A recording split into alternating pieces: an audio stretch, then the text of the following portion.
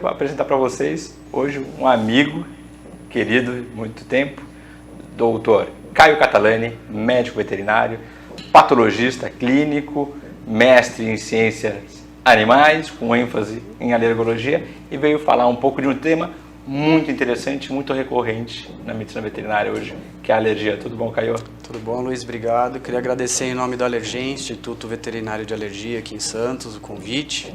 Estou à disposição.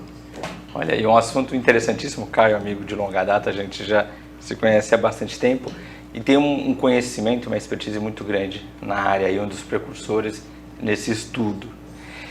E hoje, tal como na medicina, eu acho que a incidência de alergopatas, não sei se o termo é esse, né, de animais alérgicos é muito grande. E por que se dá isso? E aí uma dúvida minha também, que eu até perguntei para o Caio no comecinho aqui do nosso papo: alergologista, alergista, o que é o que? Tudo a mesma coisa? Tá tudo junto? Em medicina se usam os dois termos.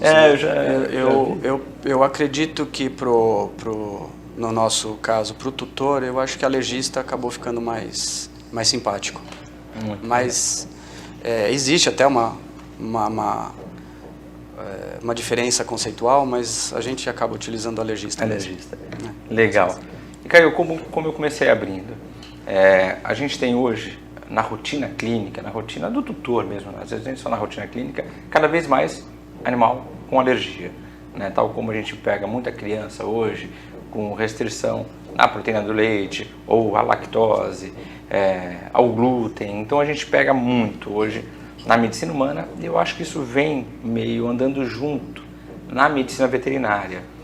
É muito difícil os porquês, né? Ainda mais uma área tão, eu acho que tão delicada como a alergia.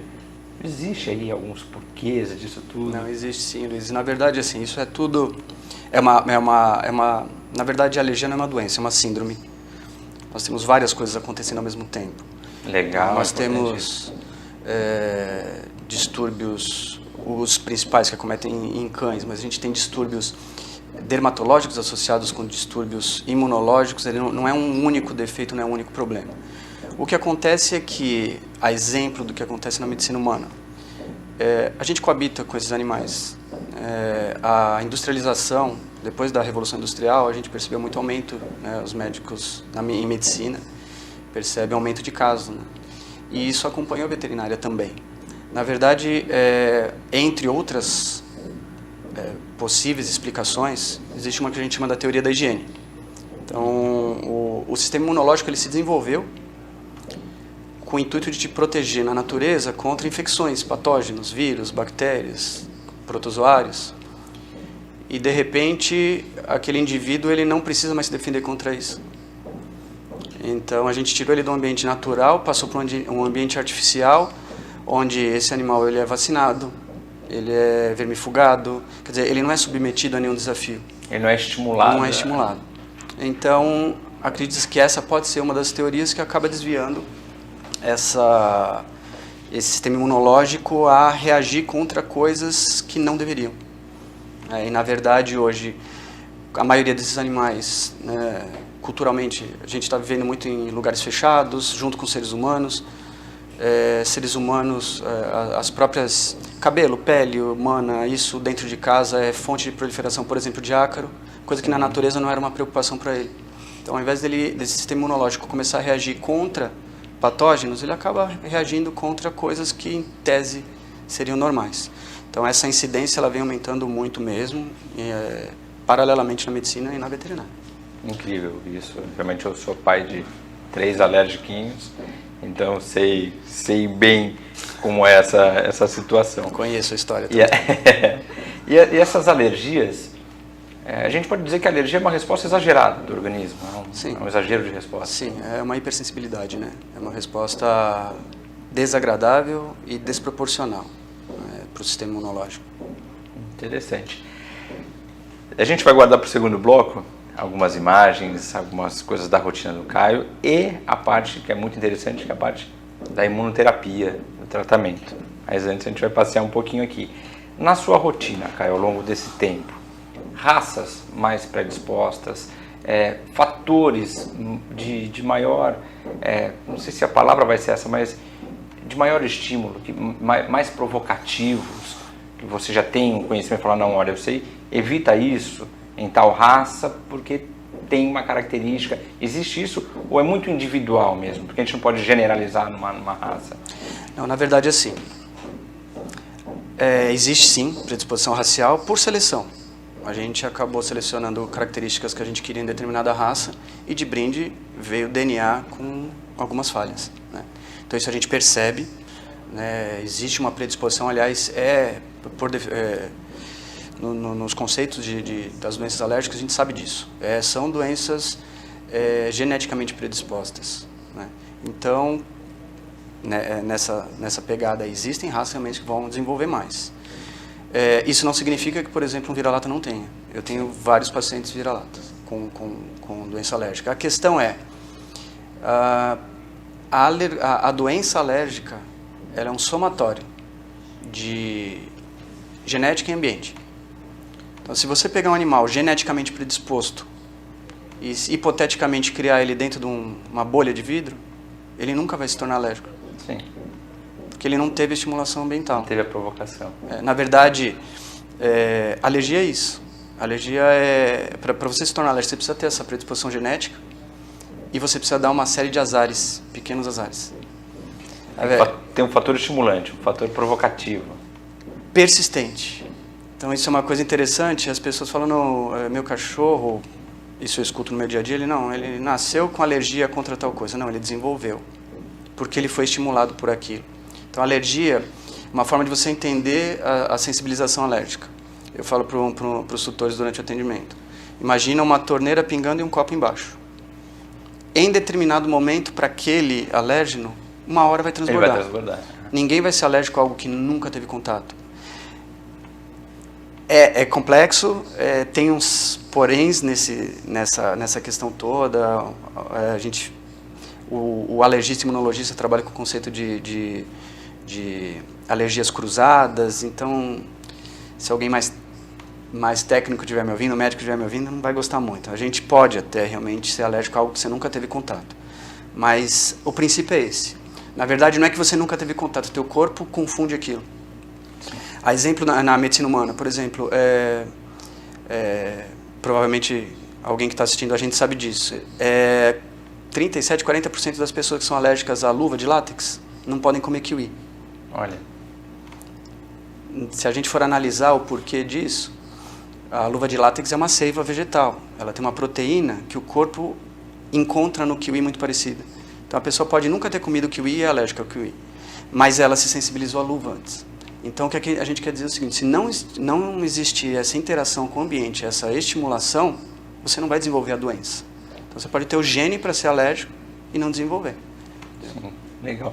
Pego o gancho, lembro de um almoço, a gente foi almoçar junto uma vez, e no bate-papo, eu falei, nossa, eu peguei uma cachorrinha que a tutora descobriu e associou, porque também vai muito de observação do tutor, né, uma tutora muito dedicada, muito empenhada, ela associou a cenoura. Aí eu comentei com ela e falei, nossa, coisa mais... Aí o Caio falou, não, reação cruzada, né, tem uma reação cruzada aí, teve algum fator estimulante e foi o que foi. Eu falei, caramba! Isso hoje a gente identifica como um dos principais problemas, por exemplo, para diagnóstico de alergia alimentar em cães, em cães e gatos. A gente tem um conceito das proteínas novas, a gente, né, na academia a gente sabe disso, tem todo um protocolo de diagnóstico, então, na verdade, a alergia é um diagnóstico clínico, eu sempre enfatizo isso. A gente vai falar depois sobre os exames, mas para deixar bem claro que o diagnóstico é clínico. Então a gente sabe que a gente tem que submeter aquele paciente a uma triagem alérgica, né, e no passo a passo a gente passa pela dieta de restrição, né? Mas se esquecem da reatividade cruzada. A gente sabe hoje, por exemplo, que alguns aninhos atrás, né, Luiz, que a gente já está já está na lida há um pouquinho de tempo. Não, você vai fazer uma dieta com arroz e cordeiro. A proteína do cordeiro, a principal proteína, né, a gente chama de alérgenos majors, né, os principais alérgenos de cada fonte. Tem uma diferença entre alérgeno e fonte alergênica. Alérgenos são proteínas que existem numa fonte. A carne é uma fonte, né? Em si é uma fonte, ela tem várias proteínas. Nem todos os cães vão reagir, eles vão reagir de forma diferente. Aí entra a genética. 2 cães alérgicos ao mesmo componente, não necessariamente eles são alérgicos às mesmas proteínas. Sim, mas a principal, por exemplo, que é uma imunoglobulina, é um anticorpo que tem na carne do cordeiro. A gente tem que lembrar que o cordeiro é um ruminante, ele é uma mini vaca. Então, esse anticorpo é idêntico na carne de vaca. Então, se esse animal for positivo para carne de vaca, não adianta você querer fazer uma dieta com carne de cordeiro. Interessante. Então, aí que entram os testes alérgicos para tentar ajudar a selecionar as dietas que a gente utiliza como triagem. E hoje, com muito mais possibilidade de se fazer para a gente falar, tempos atrás era uma realidade muito difícil, né? Essa realização dos testes e o conhecimento, o porquê solicitar, o quando solicitar. Então, isso tudo a gente vai falar no segundo bloco, que é muito interessante. E agora, na retinha final desse primeiro bloco, as alergias, elas têm várias manifestações. Sim. Né? O pessoal acha, às vezes, que só o cão que coça é alérgico, e às vezes não. Um cão com uma imunidade baixa, você falou antes, enquanto a gente colocava o microfone, um quadro gastroentérico, então isso tudo pode ser manifestação na verdade é assim, tem um veterinário, um professor, se não me engano, se me falha a memória americana, o Richard Halliwell, ele tem uma frase que eu acho fantástica. Ele fala que é improvável que na rotina de um veterinário ocupado, ele não se depare com pelo menos um caso de alergia por dia. Fato. Então assim, na verdade a gente está diante de vários quadros. Quadros digestivos, respiratórios, dermatológicos, outras síndromes. Se você for analisar, até quadros neurológicos podem estar associados com alergia, com reações de hipersensibilidade. O fato é que cada espécie animal manifesta preferencialmente de uma forma. Eu costumo dizer para os meus clientes que às vezes a gente vai fazer o teste alérgico, deu positivo para um ácaro, o cara fala, eu também sou alérgico, eu tenho rinite com isso aí. E é o mesmo, eles estão no mesmo ambiente, por isso que eu falo a importância do ambiente. Né? E eu costumo dizer para eles o seguinte, olha, o senhor tem rinite, se o senhor tivesse um gato, ele ia ter asma, e o seu cachorro faz dermatite atópica, no mesmo ambiente com o mesmo alérgeno. Então, geneticamente, como eu te falei, na verdade, a alergia ela é uma síndrome. Então, esses cães, por que da dermatite atópica ser tão frequente? Então, você tem uma tendência genética, um defeito imunológico, mas a maioria dos cães tem um defeito dermatológico associado. Então, se é para dar problema, vai na pele. Vai dar onde ele está mais sensível, mais estimulado. Tanto que é interessante, se você for fazer uma revisão de literatura, o primeiro tratamento, o primeiro diagnóstico e o primeiro tratamento com vacina alergênica num cão foi em 1941. Uma cachorra que o primeiro sintoma dela foi rinite. Olha. E tinha dermatite atópica também, tinha lesão de pele, mas assim, não era o que chamava atenção.